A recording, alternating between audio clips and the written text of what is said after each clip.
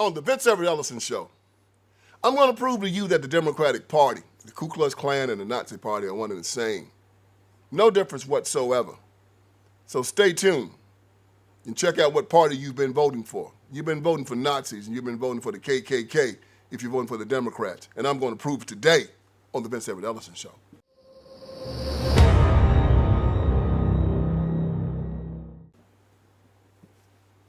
All right, let's get this thing started.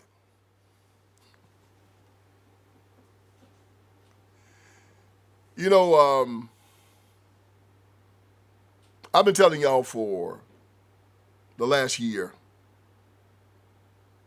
that the Democratic Party is the evilest institution in the history of the world. I mean, really, they literally have not changed. They're the party of slavery from 1800 to 1860, the party of the Confederacy from 1860 to 1865. They're the party of Jim Crow from 1865 to 1965. Now they're the party of abortion up to the 9th month, transgenderism, climate change, open borders, fentanyl on the streets, people dying, government education against school choice, pulling God out of the public square, drag queens shaking their behinds in your children's faces, women and men's sports, men and women's sports, men and women's locker rooms, men and women's bathrooms. Just a bunch of freaky perverts, man. But they always been that way.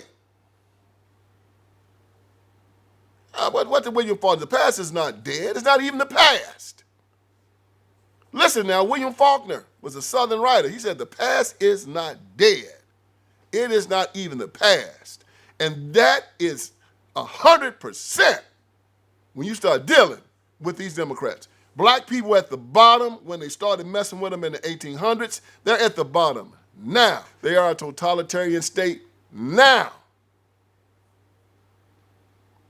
I mean, the Confederacy didn't have elections. Jefferson Davis was appointed president of the Confederacy. Poor whites couldn't vote. Only landowners could vote. Black slaves, sure enough, couldn't vote. These guys were Marxists before Marxists were Marxists. So now you come to find out that the Democratic Party just didn't start the Ku Klux Klan. The Democratic Party was a party that the Nazi Party actually looked to and said, like young people say, I want to be like Mike. The Nazis looked at politicians all over the world and say, I want to be like the Democrats. The Nazis did that, y'all. You don't believe me?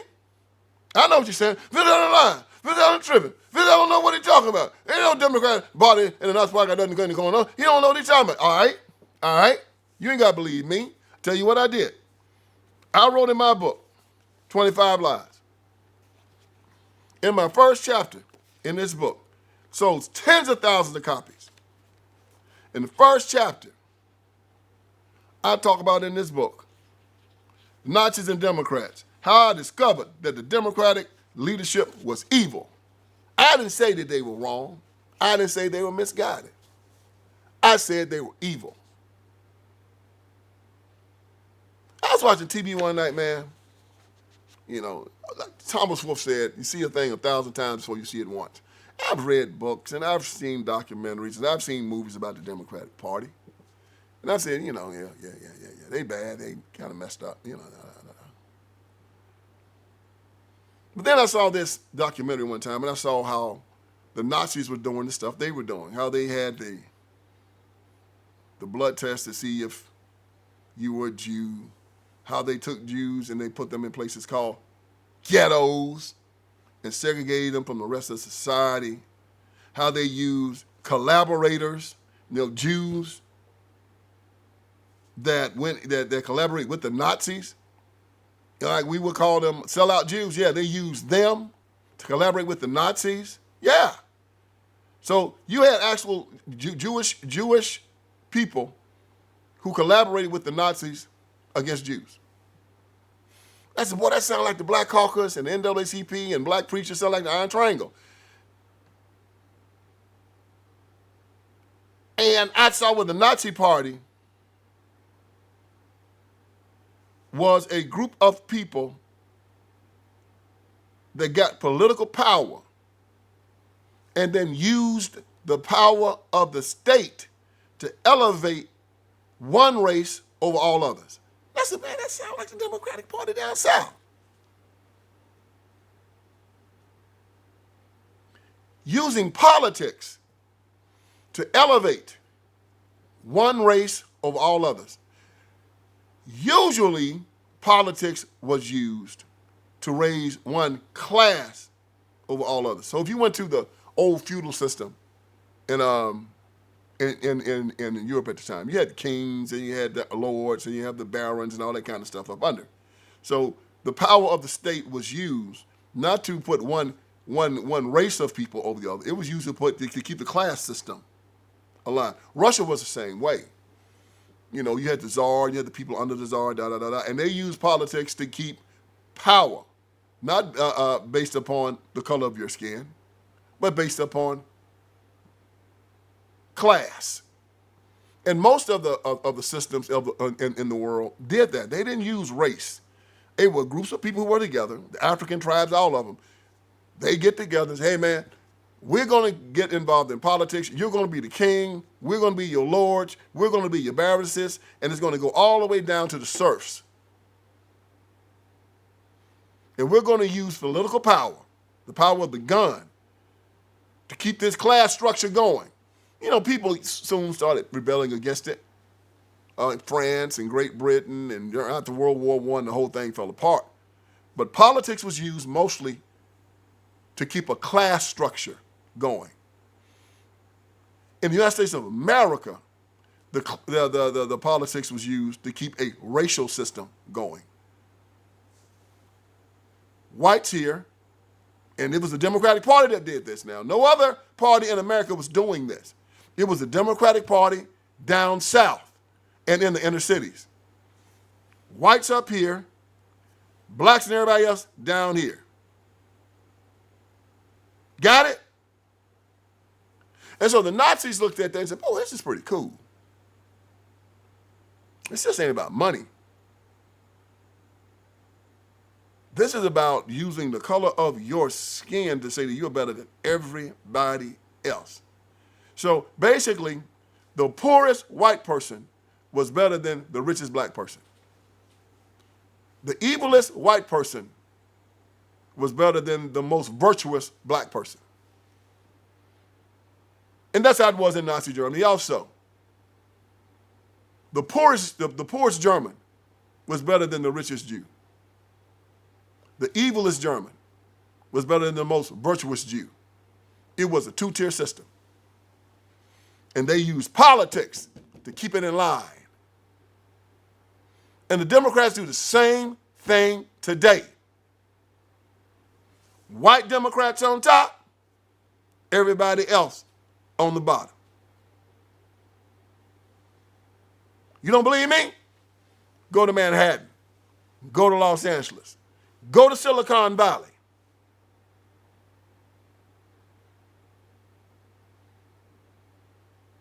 These very rich white liberal Democrats are using politics to make sure that through climate, the Green New Deal, NGOs, all kind of tax breaks and tax credits and whatnot, and also by making sure that they have these newly drawn or these segregated congressional black districts in redistricting and stealing elections, they're using political power, LGBTQ, Hollywood, hip-hop music, all of this stuff.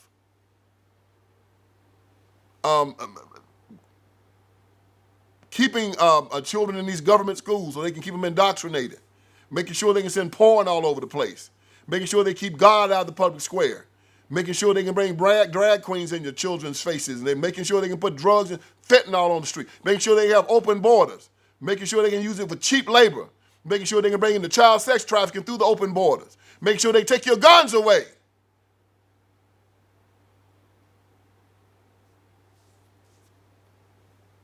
These evil people remain on top.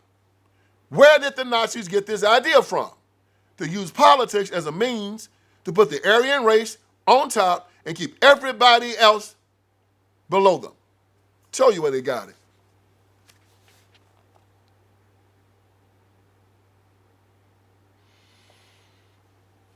I learned about this as I was writing my book, and it's these two people that wrote about it. It's one guy, he's a historian from Yale University. His name is James Q. Whitman. And there's this other historian by the name of Wolf Gerner. Wolf Gerner works for the Holocaust Museum. James Q. Whitman is for Yale University.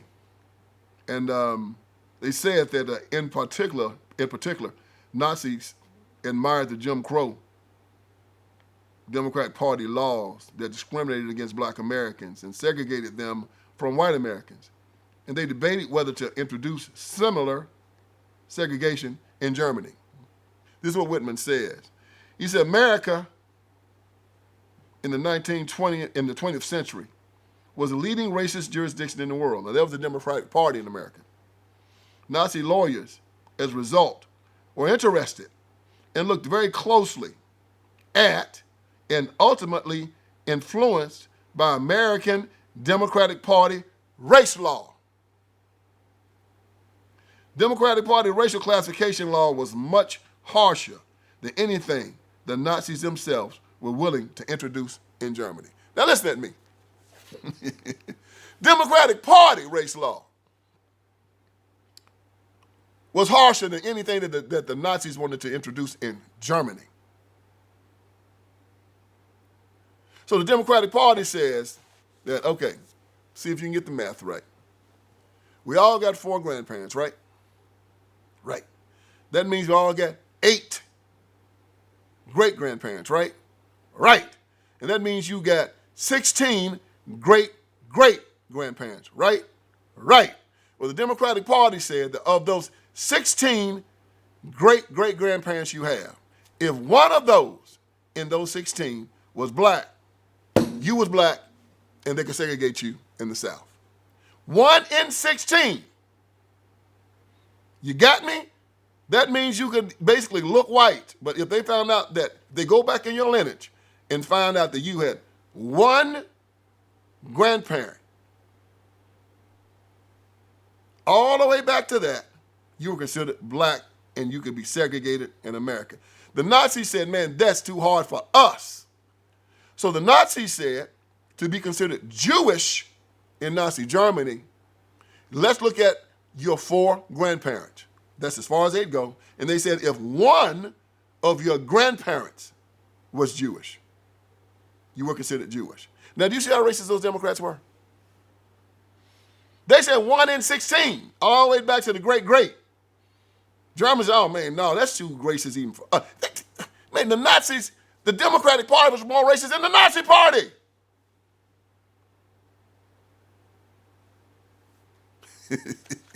Y'all, this is fact.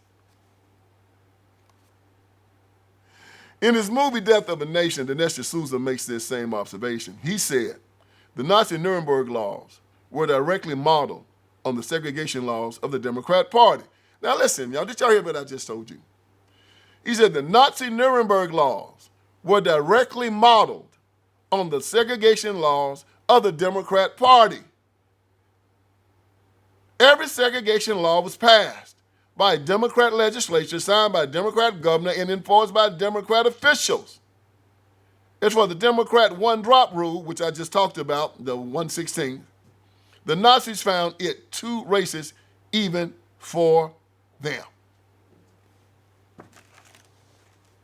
And nevertheless, y'all still vote for them. Nevertheless, black folks vote for them. 94% of black women voted for this party because they gaslit y'all to believing that Kamala Harris was black and she wasn't even black. What is my point here, y'all? My point here is that you're voting for the people who are killing you.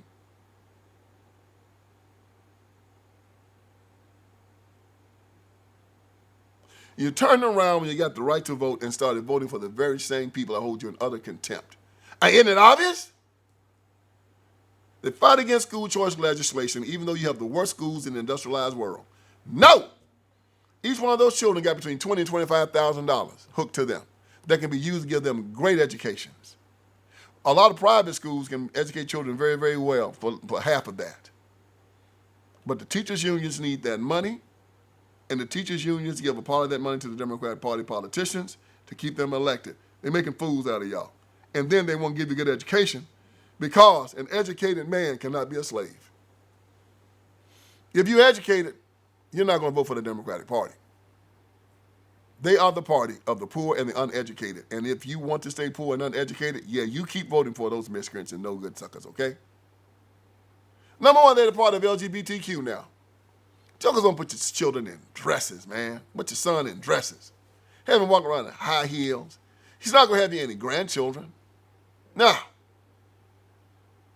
Boys gonna be mistreated, gonna be wearing diapers before the age of 20 years old. They want to take God out the public square because if you are a Christian, you will not follow behind this party. That's why they're trying to make sure that God is not spoken anywhere in the public educational system. Now, this is interesting when you deal with the fact that in our founding document, the Declaration of Independence, Thomas Jefferson said that our rights are unalienable, and an unalienable right is a right given to you by God. And these rights are irrevocable, non-transferable, and unsellable. Now tell me something. How can the founding document of this nation speak of the fact that our rights are given to you by God, but the government educational system that's supposed to teach these children about their rights can't speak his name? How can that happen? How can the public educational system that says that they believe in God or that supports the government, supports the people, that's supposed to teach the children about where their rights came from, how can that very same system, knowing that our rights come from God, that the belief in God was the pinnacle of this nation becoming a nation, how can you say we believe in God, but we can't teach it to our children? It's the craziest thing I've ever heard in my life. But they know what they're doing. They're an evil institution, y'all. This is why they won't do it. But see, there was something that happened to us before we decided to become Nazis. Well, before the Nazis started learning from the Democratic Party. And half of the people that vote for the Democratic Party, many of them think that way, especially the white liberals. They think of black people the same way as the Nazis thought about the Jewish people. They were to be used, slave labor. They would be used for entertainment. They were to be used for anything that they wanted to use them for. And then they were to be eradicated.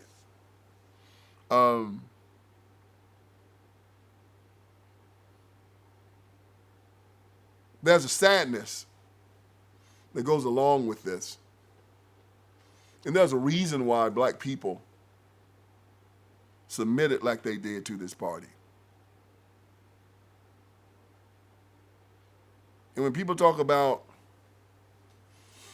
hundreds of years of oppression, that's partly right. It's just partly right. But that's not even half of the story. In this dynamic, you're going to always have competition. You're going to have people that are going to try to take advantage of you, people that are going to try to intimidate you, people that are going to try to make slaves out of you, people that are going to try to treat you badly. Most people are good people. But in any society, you're going to find that element, that group of cruel people. And many of them gravitate to politics because they must force power on others.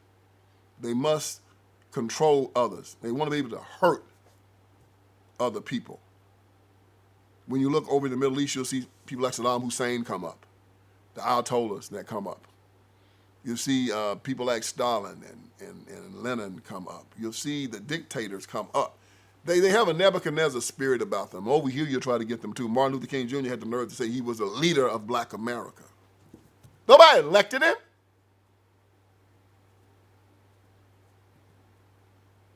I don't have a leader.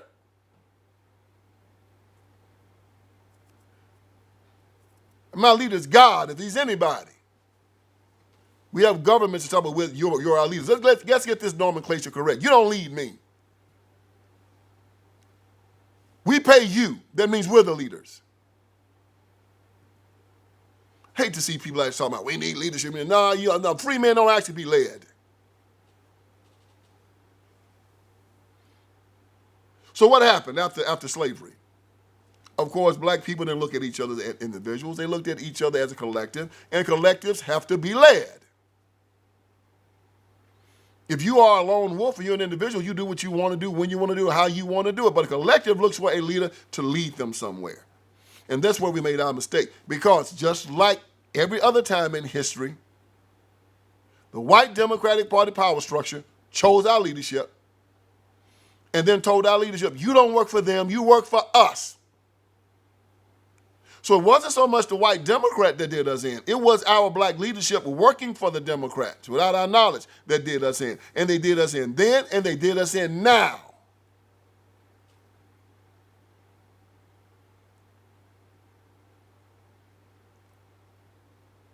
After the Civil War, they came down here, the Republican Party did. They came down here with guns to give the black people. They came down here with soldiers to give to help black people remain their freedom. They came down here, the scallywags came down here, and the carpetbaggers, Republicans, to make sure that the white Democrats never got power again. And the first chance black Democrats, black freedmen got, they started signing up their former masters to vote again. In the election of 1876, the whole South went Democrat.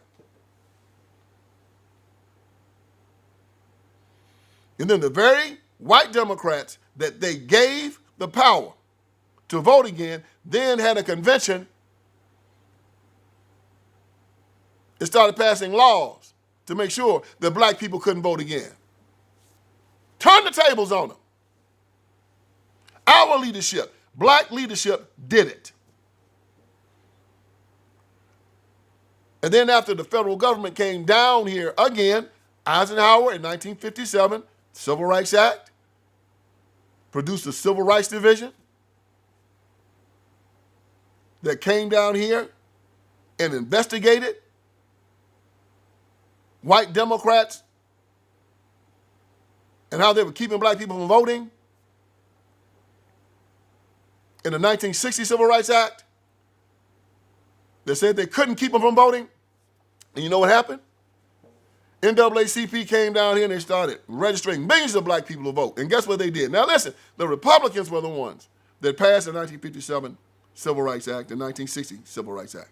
The Republicans, Eisenhower and Nixon. And in 1960, when black people finally got the right to vote since Reconstruction, because the feds are down here, they weren't willing to fight for themselves. And this is before all the marches and all the hell raising, okay? They voted in 1960. Eisenhower and Nixon made it possible. And guess what they voted for, y'all? The black people down south voted for the Democratic Party. Eisenhower called it the Great Betrayal. I have intimate knowledge about this. My father was a teenager at that time. Excuse me. Dad was just turning 17 at that time. So he was 16. He was turning 17. And he told me that my grandfather, we called him Daddy Walter. He was actually my father's great uncle. Loved Daddy Walter. He was a great grandfather to me. Cool dude, man. Daddy Walter was all right. But Daddy Walter was a man of his times. And he's a sharecropper. And my father and he and his wife lived on the sharecropping plantation. And they lived in the house that the white Democrat sharecropper provided for them. And of course, you know, and in sharecropping, you know how it worked. The black people worked the land, and the landowner provided shelter and gave them money for food and whatnot in lieu of the crop coming in. And at the end of that time, you had this thing called selling up time. When a white man had everything he had given you that year, and then he'd take the crop and split it in half. He'd take his half, and then he'd look at your half. He'd subtract everything that he had given to you that year on credit. So if he gave you some money for food, he'd have that written down, take that down. If he gave you money for some shoes, he'd take that away. If he gave you money to get your car fixed, whatever it was, and he subtracted the rent from the shack you were living in. And always, you were usually in debt to him, and you'd have to continue working for him. Well, when Daddy Walter decided to register to vote, the white sharecroppers during that time told black people, if you register to vote, we will evict you off of your land. Because of President Eisenhower and Vice President Nixon's 1957 Civil Rights Act and 1960 Civil Rights Act, you couldn't do that anymore. So when the Civil Rights Division came down, Dad told me that this lawyer by the name of John Doar, D-O-A-R, John Doar, came down to our church and told them what the law said and told them that they could not evict them off of their plantations for not working. Now, Dad had told me this story many times. I'd heard it, but I did not, but I saw it written down and I researched it, and it is true. They actually have documentation. And it was written about in this book that I read, American the King Years, when John Doar actually came to Haywood County, Tennessee, because the farmers were being evicted. And Dad told me about the day that a nice, shiny new car drove up in their driveway, and these two well-dressed, well-groomed white men got out and asked for Daddy Walter. And Daddy called Daddy Walter out, and they said that they were sent by President Eisenhower to tell Daddy Walter that he didn't have to leave off of his land. They were FBI agents. He didn't have to go anywhere. They had set up these tent cities in Haywood County for all the sharecroppers who had been kicked off their land, and people raising money to help these sharecroppers because they were homeless. And the Democrats had kicked them off their land, kicked them out of their homes because they had registered to vote. And I remember my dad telling me that the first vote that my grandfather cast was for John F. Kennedy and Lyndon Johnson. And at that time, I did not know, because history doesn't tell you this, that the Republican Party had protected my grandfather's right to vote, and the Democratic Party had fought against it. But because my grandfather, of course, didn't know any better, and because all the white folks around him, the white Democrats, were voting Democrat, because of Stockholm Syndrome and the fact he wanted to please his masters, he voted the way he was either told to vote or he was voted the way he saw that they were voting. These people, these white Democrats that control and hurt us and beat us and treat us like dogs, were not looked upon as the enemies, y'all, of black people. Black people want to integrate with these people. Craziest thing I ever saw in my life. And they still do. These Nazis. These people that absolutely positively kill black people and treat them like dogs. The fact that I've just told you that the most evil organization in the history of the world got its ideals from the Democratic Party, a party that has not changed. You don't think it's still during the Holocaust? How is it not when it's murdering millions of children? They murdered 65 million children, 65 million abortion clinics all over this country. Now, the Nazis there was enough. The Nazis killed 6 million Jews. The Democrats have killed 65 million babies. It's 10 times more. We're not talking about the ones they killed in slavery. The ones that they killed during the Civil War, the ones they killed during Jim Crow. Yeah, they're taking that into overdrive, man. You talking about a plantation? Tell you what, you want to see a plantation? You go to the inner cities. What's the difference? High poverty, no education, no good jackleg, lying black preachers, family destruction, alcoholism, abject ignorance. People walking around unkempt, unbathed, won't comb their hair, and then want to be upset because they're not accepted anywhere in polite society.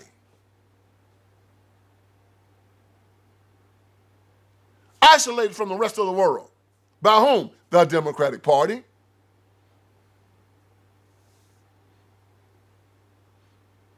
The same party that gave you bastardized religion to start. A religion that told you to submit to their authority. And now you got a bunch of ignorant black preachers out there right now going around telling black folk that you got to accept LGBTQ, and you got to accept illegal immigration, and you got to accept government education, and you have to accept climate change. Why? Not because God told you to, because the Democratic Party told you to. It's the same thing. Nothing's changed. Past isn't dead. It isn't even the past. Nazi Party, Democratic Party, one and the same, inseparable. Only difference is we took the Nazis out in 1945 and the Democrats are still alive. They didn't stop their killing, they expanded their killing. They didn't stop their hatred of mankind, they expanded it. Castrating little boys, calling them little girls, sex trafficking, pedophilia, bunch of damn ingrates. And y'all standing out there voting for the Nazi Party in a different name. They're like the Nazi Party. They want to use the United States of America. Like the Nazis wanted to use Germany, they want to use the United States of America and its power and influence to spread their ideology all over the world. Yeah, that's them. No difference whatsoever. They don't even elect their candidates anymore. They select them. Hillary Clinton stole it from Bernie Sanders. Joe Biden stole it from Pete Buttigieg. And then Kamala Harris stole it from Joe Biden. They stole the election in 2020. No, this is an evil institution. It goes all the way back to slavery. The Nazis looked at them jokers and said, man, we can learn from these guys. And then came to the conclusion, hell, these Democrats are more evil than we are.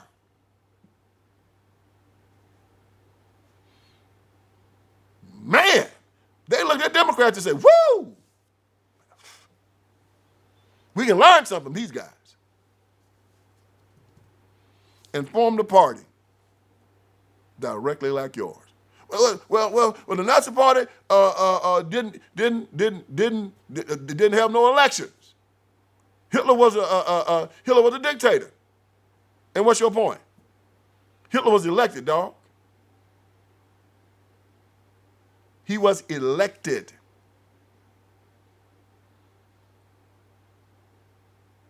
All those Nazis were elected, man.